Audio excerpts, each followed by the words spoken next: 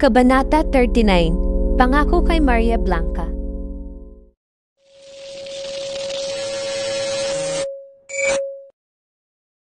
Pagdating sa isang nayon, iniwan muna ni Don Juan si Maria Blanca. Balak niyang mag-isang pumasok sa Berbanya upang makapaghanda ng engrandeng pagsalubong para sa prinsesa. Gusto niyang maging espesyal ang pagbabalik nila. Ngunit tinutulan ito ni Maria Blanca. Batid niya ang sumpa ng kanyang ama na makakalimutan siya ni Don Juan pagdating sa Berbanya. Hindi mo ako dapat iwan. Huwag kang titingin sa sino mang babae. Pakiusap ng prinsesa.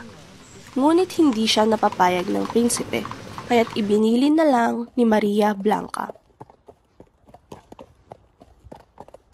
Dumating si Don Juan sa Berbanya. Labis ang tuwa ng hari sa pagbabalik ng kanyang bunsong anak.